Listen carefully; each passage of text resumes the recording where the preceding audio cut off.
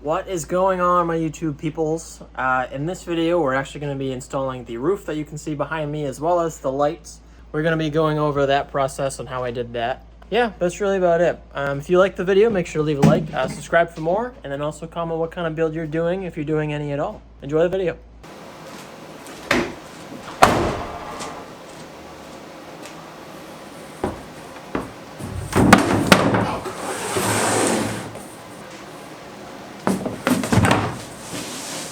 I guess so. The main problem at the moment is that all my insulation actually fell down because of this plastic coating on all of the panels that I put up. So I need to put up new ones. New adhesive to put on there. I need to rip all this stuff off and then try it again. Eventually, this is where the roof fan will go, and that means I'll probably have to cut them out again.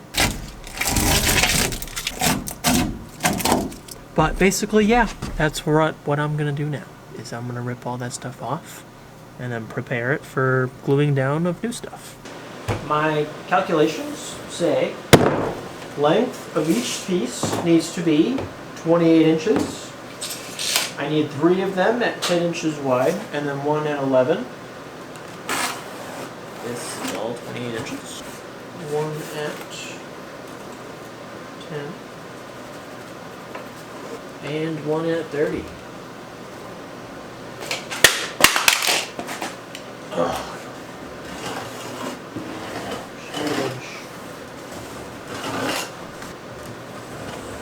Straight.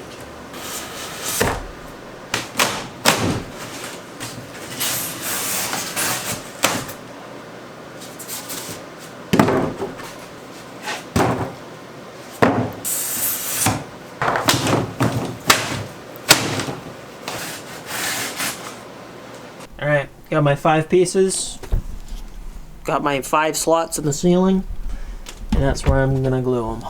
Put up my lovely camera on my stand here. I've tried a million different adhesives. This was my million and first, because the rest of them just continue to fall down. Here's my brand new caulking gun, $4.76 from Home Depot.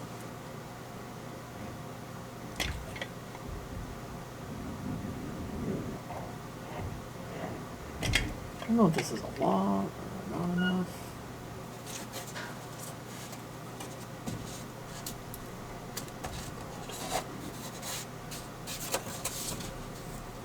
Oh no, I touched it. Where's me knife?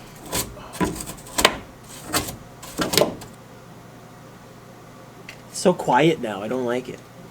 Very quiet. So I'm gonna turn my tunes back on now. Will it work?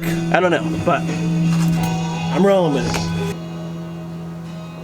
Alright, I know that this won't make sense now, but it will later. I don't really know how to explain what I'm doing, but I promise it's for the roof. I'm trying to create a gap between the foam panels and where I hope to screw in my ceiling board thing. It's like tiny, I don't even know how to explain it. Hardboard, I guess. I think it's like 1/8 inch or something like that. But I need a little gap because of the recessed lights that are gonna go up. I wanna say it was 3/4 of an inch. I could totally be wrong though. I can't tell if that's about to poke to the roof or not. What are the odds I hit the roof? Oh, I got mad space up there. What the? I ain't hitting my damn roof. Nice.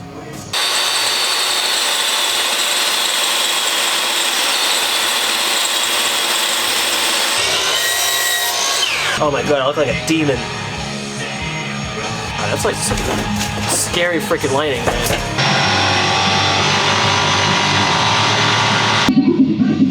Alright, now it's time to try to put this on the ceiling. I have all the boards on all the way down to the back of the van.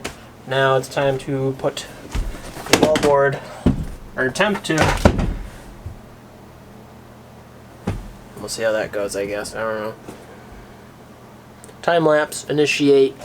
I really look like a demon right now.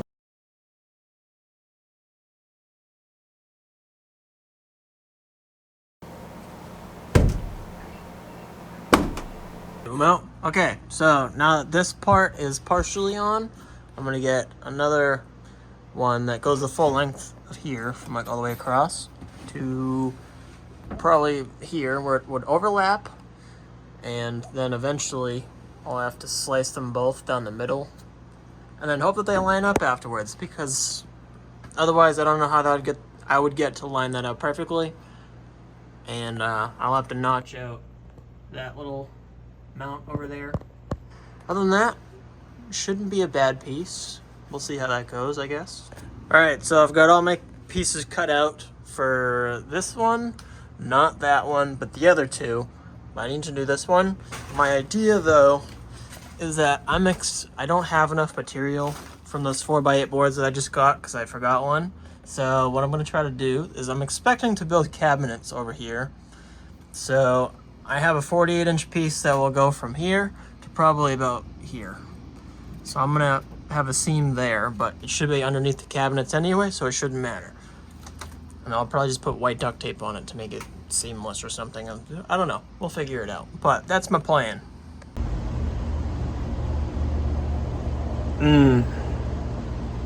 That was supposed to be flipped over on the other side when I measured that and cut it.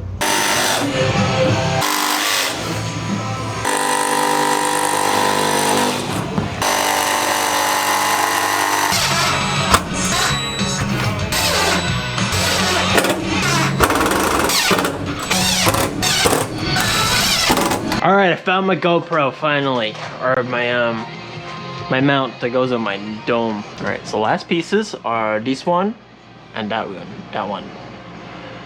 This one's gonna have a fan going through the middle at some point, so I'm probably just gonna throw it up there, and then when I get the fan I'll cut it. I don't want to cut the hole in it now and then screw myself later. So I'm gonna do that one, and then I'm just gonna throw that one up.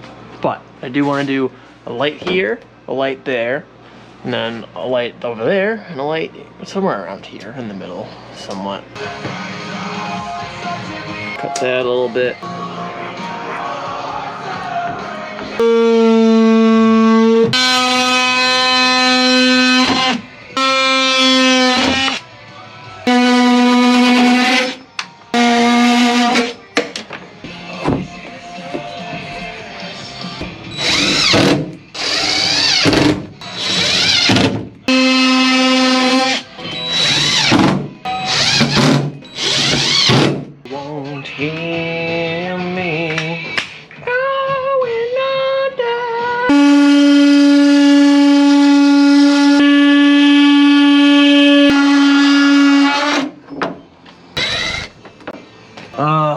That was a little too close. Alright, this is technically my last piece, but...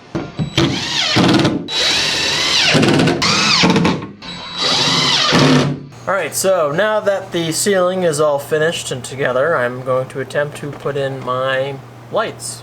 These are 6-watt lights each. I have 10 of them. They're about a 4-inch hole cutout. And luckily, when I was an electrician, I had a 4-inch cutout for when I was installing my own lights and etc.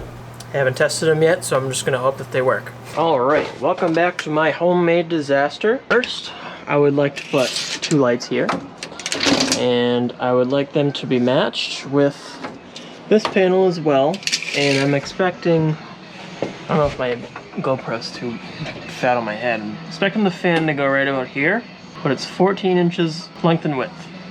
So if that's the middle, I can go 7 inches that way, 7 inches this way, 7 that way, 7 that way. I'm gonna roughly mark all those out. The challenging part about this fan is that there's so many contours, so you don't really have like any reference point because they all change from both sides. Like this side has little pop out things. This side is totally angled. I just broke my... No. Whew, that was a close one. So 27 3/4. We're going to basically the middle of this panel. Middle. Okay, now what's 27 3/4 divided by 2? 27.35. Oh, Jesus, that was... Don't worry about that. Pretend like you didn't see that. 27 3/4 divided by 2. That is 13.875. What's that, like 7/8? Not really that far apart. 13 7/8. 13 7/8. Oh, good enough. Good enough. Grab me drill. Alrighty, see how this goes.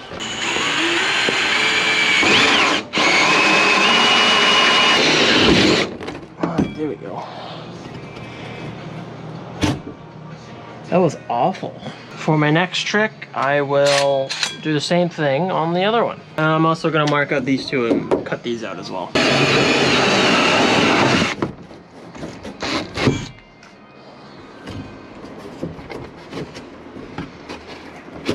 Alrighty, I cut some holes, fed some wire through. I used 14 gauge, which is totally overkill for what I'm doing, but it was already ran from old lights that I had in here, so I'm just reusing it. Now we're gonna wire them in. I'm gonna wire these in parallel because if you wire them in series, what will happen is you'll have some that are dimmer than others, and I'm not a fan of that, so I'm not gonna do that. It's been a really long time since I've actually used wire strippers, not gonna lie. I used to be an electrician, and even when I was an electrician, most of the time I would just use my linesman's, which is probably really bad, but no complaints. So I am not using wire nuts. Instead, I'm going to use butt connectors. These, and then you're gonna have some sort of crimping tool. This is mine. Grab said light. Number 1, 6 watts, baby. Twist up the black and white. Where's my crimp connector? I'm gonna fold it over so it takes up more space inside the crimp connector. Slide said connector over there. This is indeed an insulated crimp. And we're gonna do the same thing on the other side.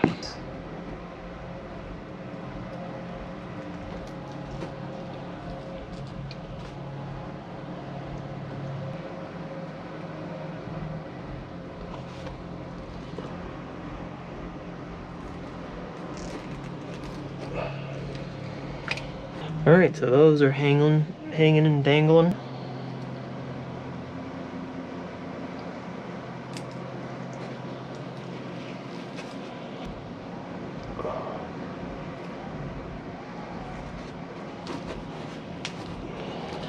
Remember that black is for positive. In this case, we're gonna put those together. Give it a little tug to make sure it doesn't come out, and then repeat. Give it a little tug, make sure it doesn't come out, and we should be good. And tuck it up, put the light in, and then repeat for all of them. And then once we get to the power source, I'll turn the camera back on. All right, we're all in. We're all wired anyway. Let's turn the music off. So I need to make a common ground for all of these lights in order to have them work. So I'm gonna do that now. Right here sounds great. All right, self-tapping screw. Always remember your safety glasses, children.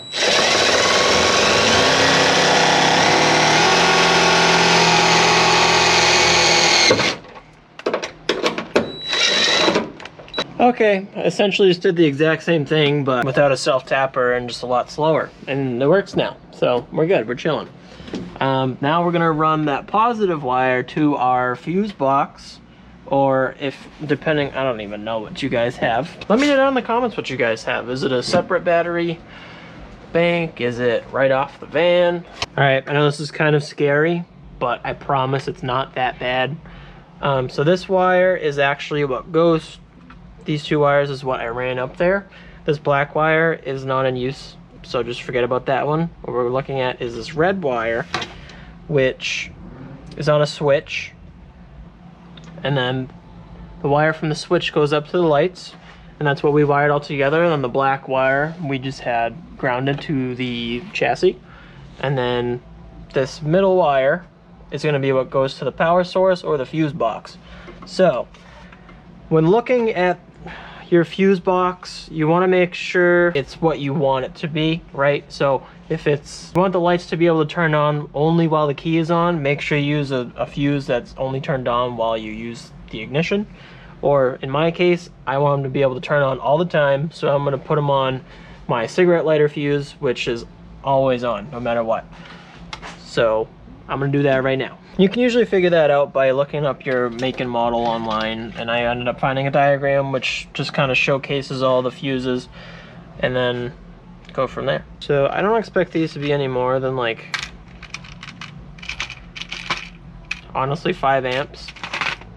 So I'm gonna throw 5 amps on my tap, and this top piece is gonna be what goes to the cigarette lighter and that pre-existing fuse.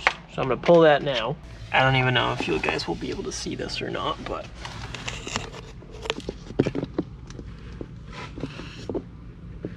mine is number 23.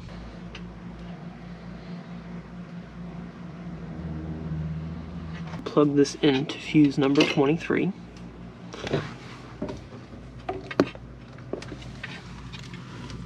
And hope that it doesn't blow up.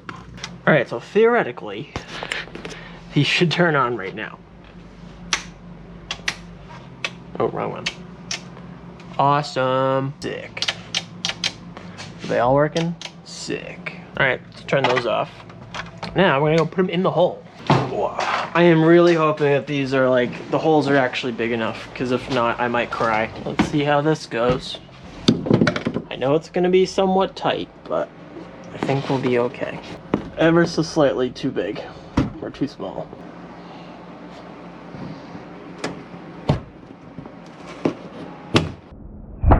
Ow! Ooh! Ouch! Ooh! Ow! Damn! Frick! Ow! Oh, that hurt so bad. Alright, I'm on my last one.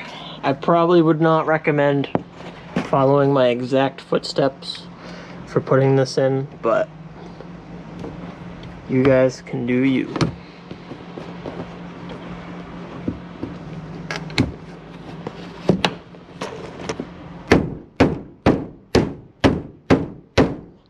And that's the part that I wouldn't recommend doing, because I've just had enough and I want them to go in. But they are done, so let's walk around. Let's go tour the bus. Oh, those look fantastic. Wow, those are lights. All right, let's see. Let's see them work. Oh yeah. Oh yeah, those are lights. Wow, those things light up my world. We're gonna finish it off now because I do want to caulk these holes. I just don't like how the reveals came out after using that. It's very rough work. Very, very rough. So, tube of interior caulking, white, so it should match the ceiling pretty well. And we'll see how that comes out, I guess.